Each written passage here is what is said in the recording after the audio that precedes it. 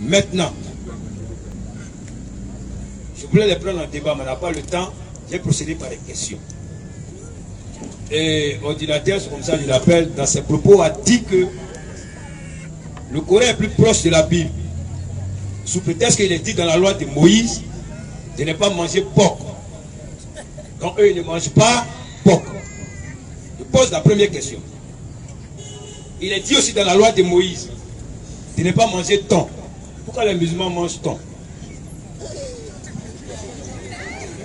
Laisse-moi gérer ça. Il prend la tête, ça prend la gueule.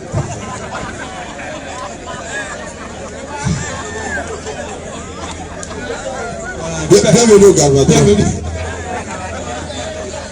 Masha'Allah. Merci pour la question.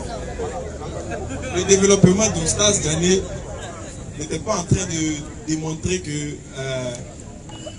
le Coran prenait ses appuis de la Bible. Non.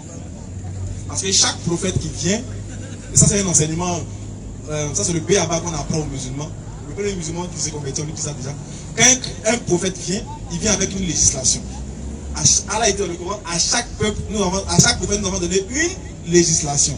Sauf que les législations divergent dans différents contextes et dans différents peuples.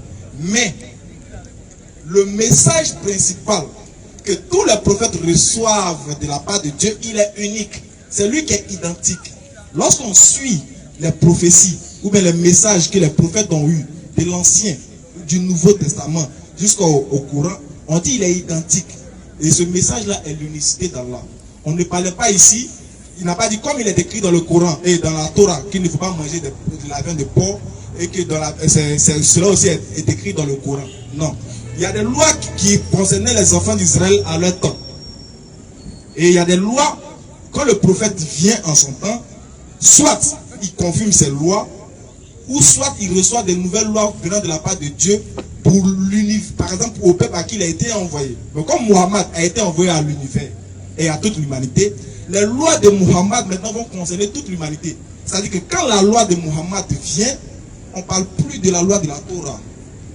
Surat 5, 47 à 48, pour appuyer ce que je dis, pour qu'on comprenne. Il ne faut pas obéir, là c'est fâché. Surat 5, 47 à 48.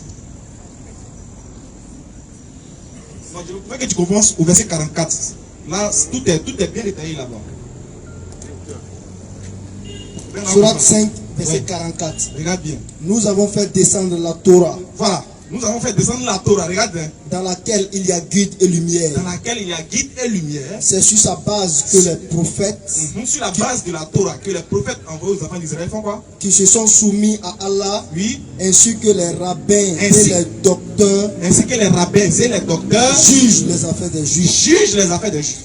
Car on leur a confié la garde du livre d'Allah. Très bien, ça c'est la Torah. Ensuite. Et ils en sont témoins. Ne craignez donc pas les gens, mais craignez-moi. Et ne vendez pas mes enseignements à vil prix. Et ceux qui ne jugent pas d'après ce qu'Allah a fait descendre, les voilà les mécréants. Au verset 45. Et nous y avons prescrit pour eux vie pour vie, œil pour œil, nez pour nez, oreille pour oreille, dent pour dent. Les blessures tombent sous la loi du talion. Les blessures tombent sous la loi du talion qui était blessé quoi dans la Torah. Allons-y. Après, quiconque y renonce par charité, cela lui vaudra une expiation.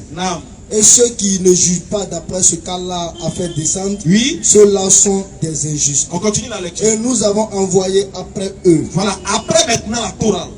Regarde ce qu'Allah dit maintenant. Nous avons envoyé après eux Jésus, fils de Marie. Jésus, fils de Marie, avec quoi? Pour confirmer ce qu'il y avait dans la Torah avant lui. Donc Jésus va venir confirmer ce qu'il y a dans la Torah avant lui.